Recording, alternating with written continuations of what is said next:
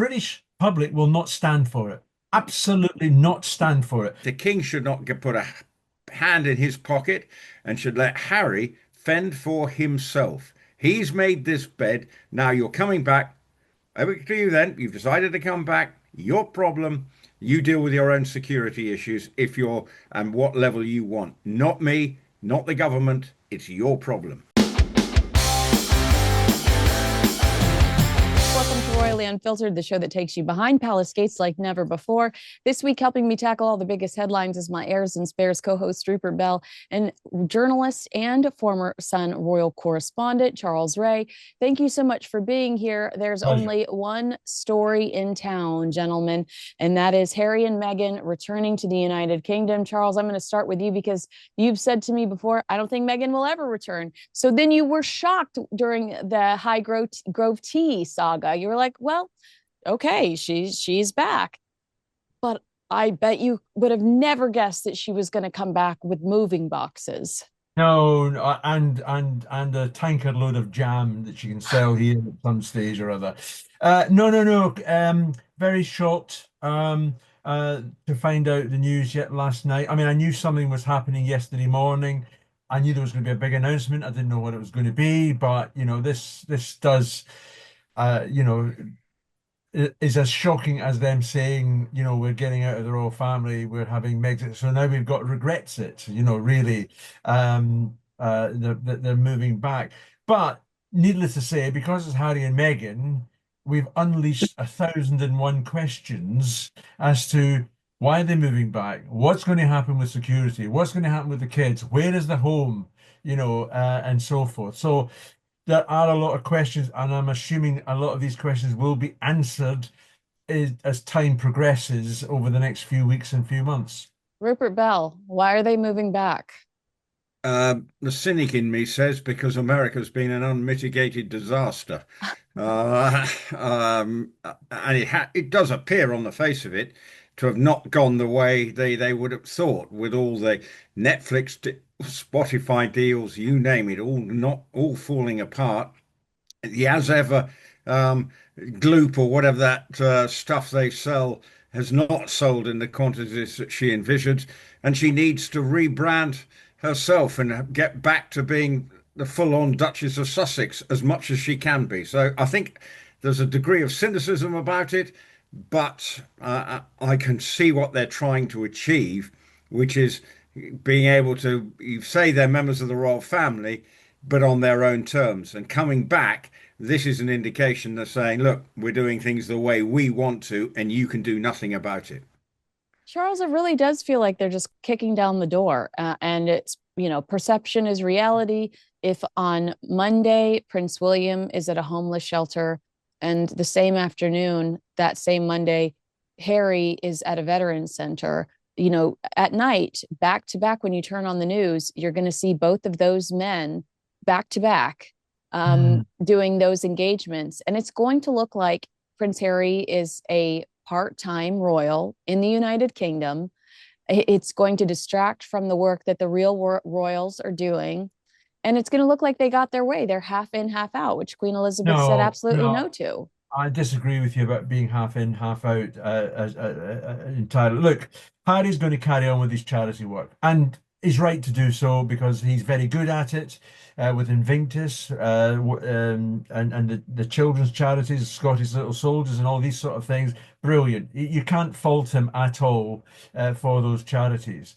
Um, Rupert's just mentioned that. Being cynical about it, and I accept that, and I agree with him. When you think that it was only 2025, Harry was giving an interview to the BBC saying he was never going to bring his wife back to the UK because it's too dangerous. That is one of the many questions. What has happened since this being such a dangerous country, from a few weeks ago where Meghan couldn't possibly come to London because it was a terrible, terrible city, but was managing to sneak in just to meet the king for an hour with her children. And isn't it amazing that in the various conversations that were going on, oh, by the way, Dad, I've just bought a mansion in the Cotswolds in Northampton.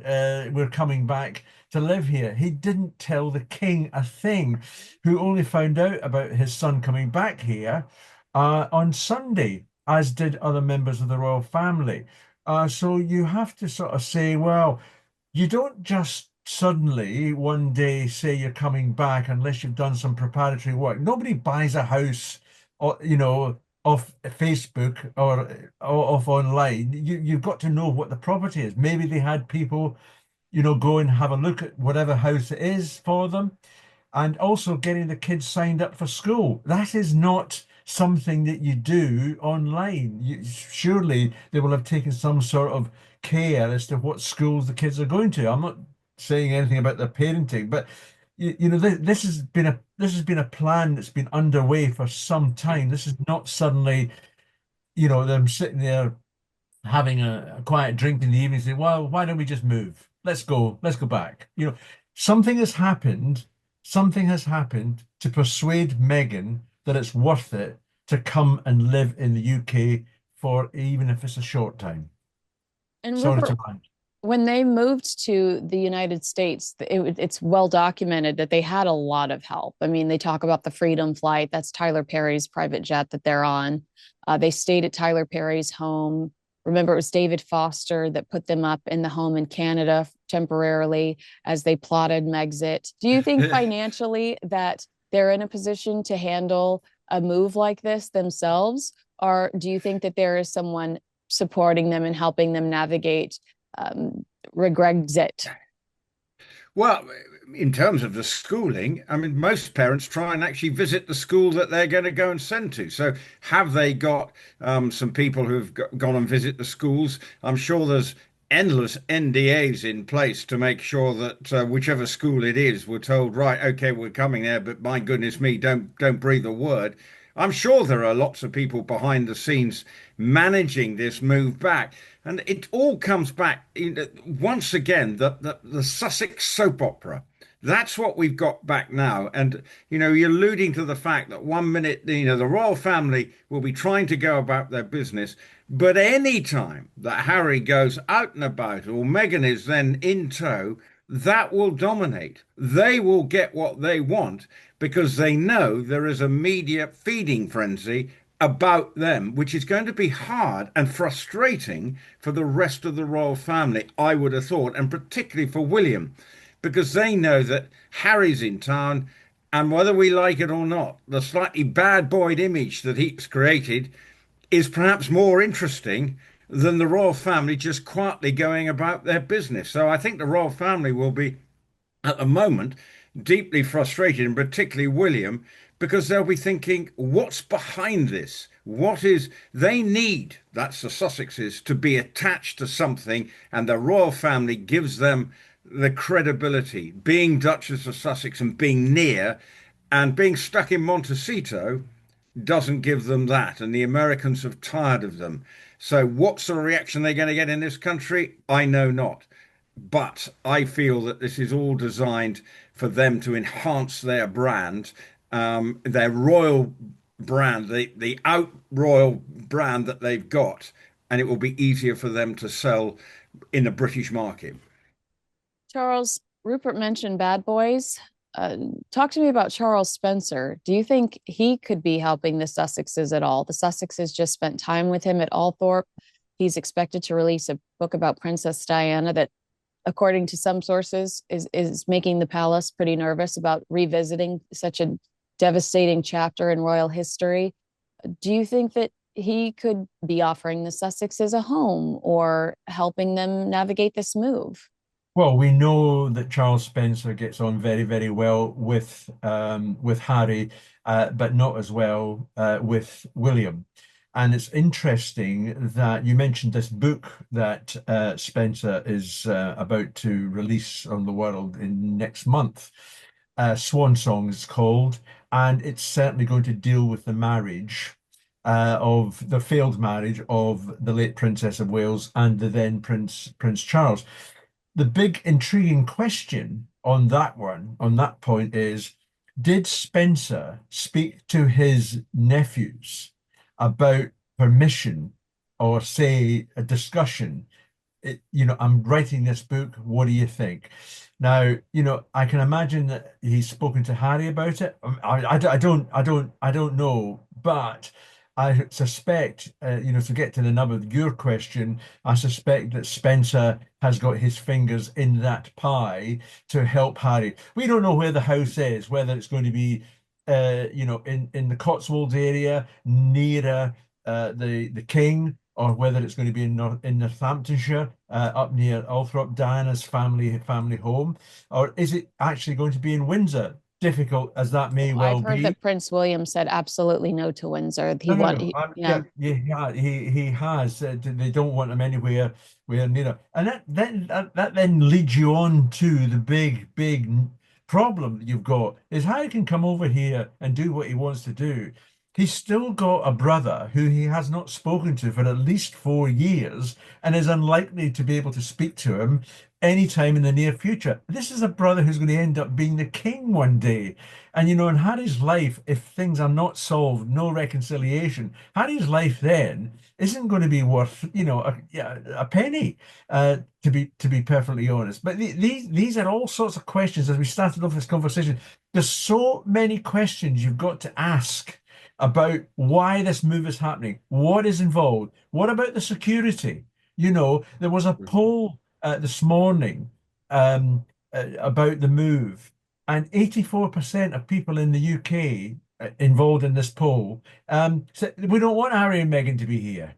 So that's what they've got to greet them, and we've still got to have the point as well of Harry and/or Meghan going out to a public event. Is she going to be booed? Is Harry going to be booed? Well, they're still the least popular royals of all time, apart from Andrew Mountbatten Windsor. What does that tell you?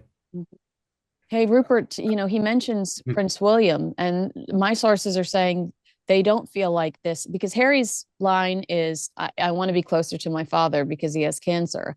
But my sources are saying that Harry just wants to reestablish himself in the royal fold before a King William reign. That's going to be pretty difficult if your brother refuses to talk to you. And are you buying those theories that Harry and Meghan are worried about what Prince William would do as king, so they have to get back over there and remind the world of their proximity to the royal family? Well, I think it's all designed exactly that to show, look, we are members of the royal family, not working royals, but look, I am going to be the brother of the future king. So that is very much part and parcel of his modus operandi. Look, he's a rudderless 40-something. Yes, he's got some charity work here. But if you see, he's been sort of flying around America, left, right, and centre, trying to find a role for himself. But actually, nothing's really stuck. So actually, he's got to go back to what he knows best, which is come back to Britain and try and cash in somehow, whether it is doing charity work.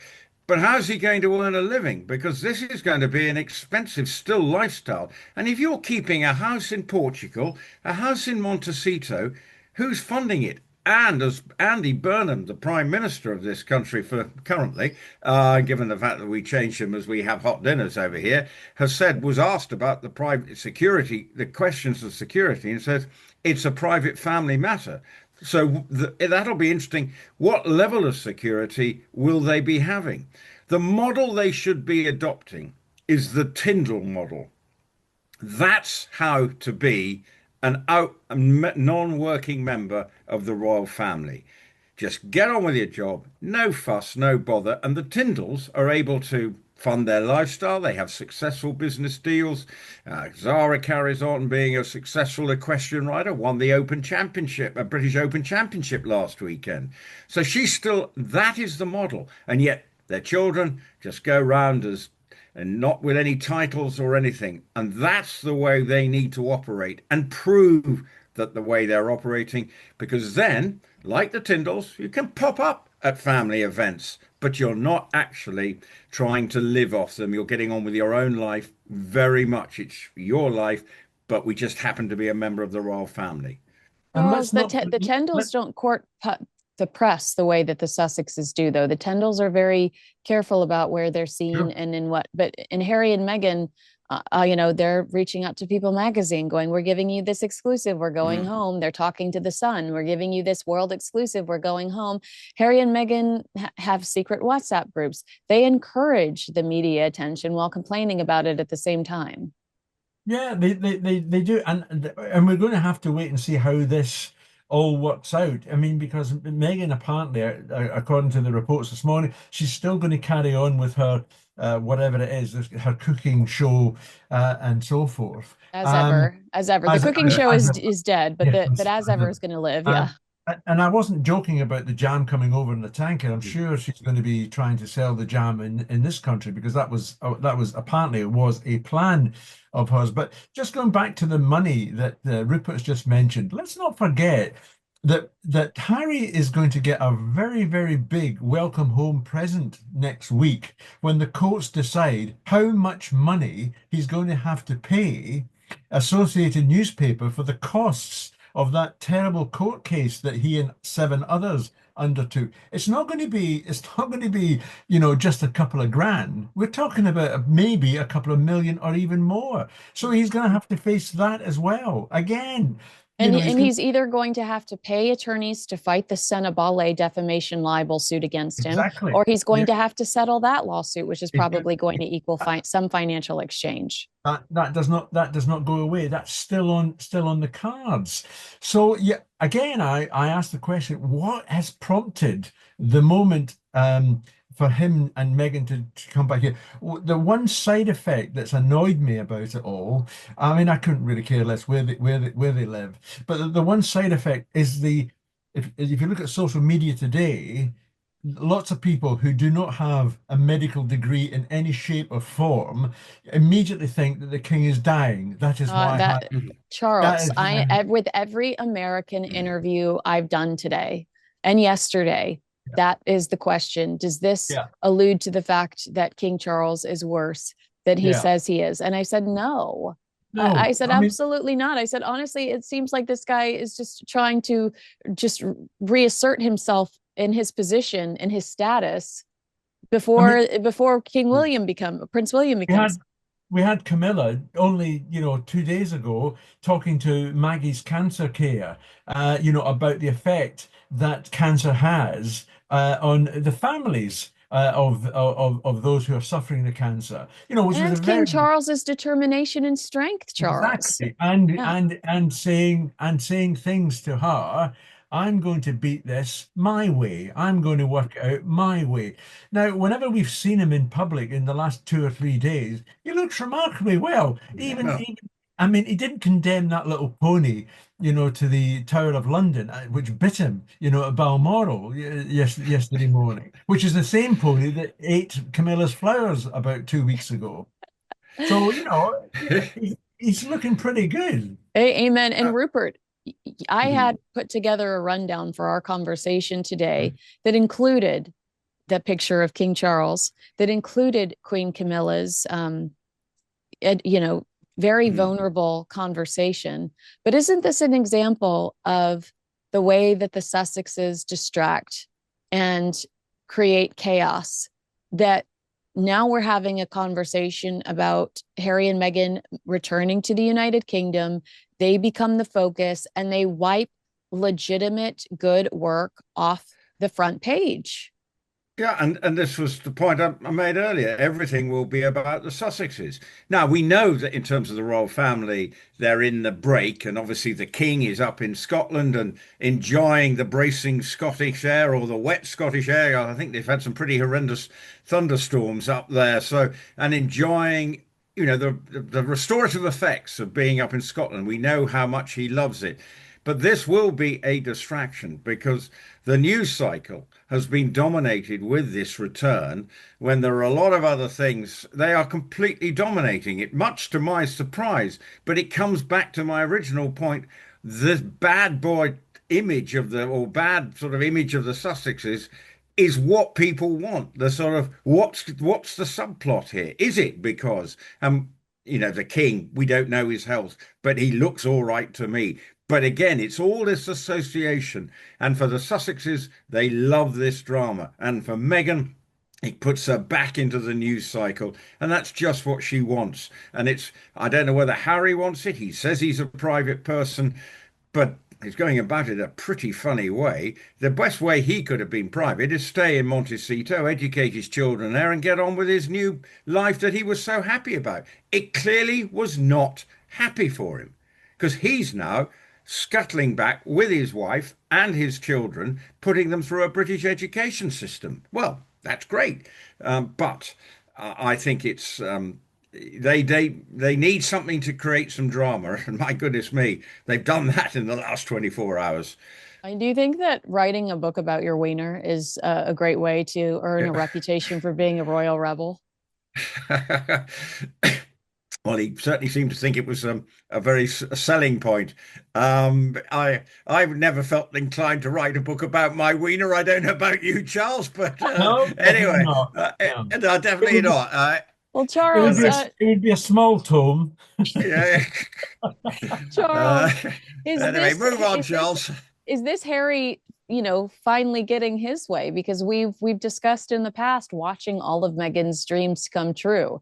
And, Harry, this I think is Harry pursuing or wanting to go back to a life of structure, purpose, discipline, a packed calendar, which he hasn't had in California. But what does that do for Meghan? She doesn't have the same appeal in the United Kingdom.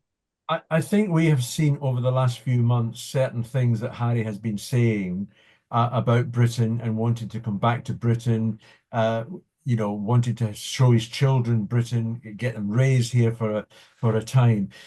But what we've got to remember is they left because they said that they wanted to be on their own because they did not like being within the royal family. And we all know that they didn't like the protocol of the royal family or the structure where you've got the king and the queen underneath, above William and Catherine, and then you've got Harry and Meghan. Now, even when they were part of members of the royal family, they were still doing things, to upset the apple cart, if you like. If William was somewhere or Catherine was somewhere, suddenly Meghan was doing something else. They usually space these things out so that they have a full calendar. Now, what's going to happen? I think Rupert is absolutely right. What's going to happen? Now, is Harry going to have arrangements with his charities that will collide or contrast with something that particularly William is doing or the King is doing? Meghan, we know, doesn't really care about that much. She's not. We don't know anything at all whether she's going to be involved in charities in any shape or form of what she's going to do apart from this as ever organization that she runs. Again, all sorts of questions that need to be answered. Yeah, And they can't do it. They cannot do. People are speculating, oh, they're going to come back into being working members of the royal family. Yeah, that's fine, except they're going to have to give up every commercial aspect that they're involved in. Because I royals don't think that the royal family would even consider that. no, I agree. But Yeah. what I'm saying is that this is what they would have to do if they were going to be working members of the royal family. They'd have to give up, as ever, they'd have to give up Netflix or Spotify or whatever they've still got left. Yeah. and Rupert. and the Meghan, I think she still may have a couple of patronages still of charities that she was involved in. I know one of them actually, you know, haven't found the relationship to be very productive, but she still is, and created a few difficulties. So I wonder whether she might try and sort of revive her involvement and saying, "Look at me, I'm doing good work," or something in addition to trying to commercialize her life. She's always hated being sixth, seventh, eighth in line to the throne because she's just a supporting actress. Her whole life was built around that moment at the wedding when she walks in. That's when she's got everything on her. From the moment that wedding finished, it Well, when all she elbowed King started. Charles out of the way and walked You're, down the rest of the aisle herself. So weird. well, but she had the eyes of the world looking at her. She was never going to. That's the biggest TV audience she's ever played to. Suits may have got a reasonable audience, but that was her crowning moment. But then the story unraveled fairly quickly, because if you think back to the wedding, there were already rumblings, not that we were aware of, the general public, of the behind the scenes shenanigans that were going on. It then unraveled and she became less and less significant, and she got frustrated by the fact that she was just a supporting actress within the framework of the royal family, and she didn't like that. So how's she going to cope now in a country where, again, she's not a working royal? How is she going to win over to commercialize her life within the British public and on a global scale? She's not going to do it with as ever, because Well, this country is not ready for flower sprinkles.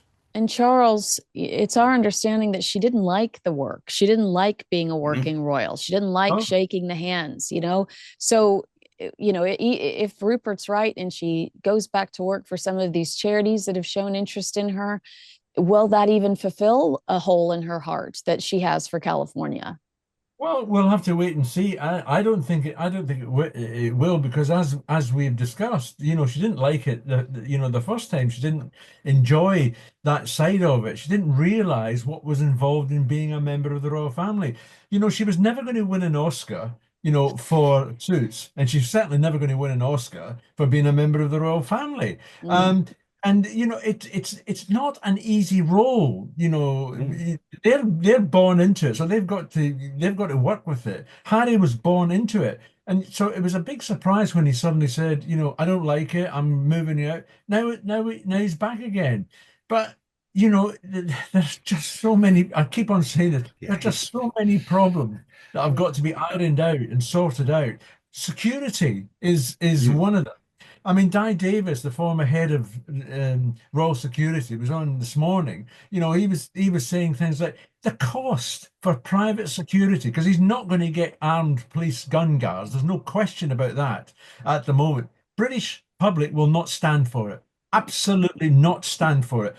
So the cost to him for his private security, now he either brings the lads from Montecito over, who will not be able to be armed at all, and it's the cost of getting security for the house, the panic room, the technology, the watching the kids go to school, looking after the kids as well when they're not with their parents, is phenomenal. It is a Yeah. huge amount of money. I mean, we're talking millions. multi-million pounds, millions.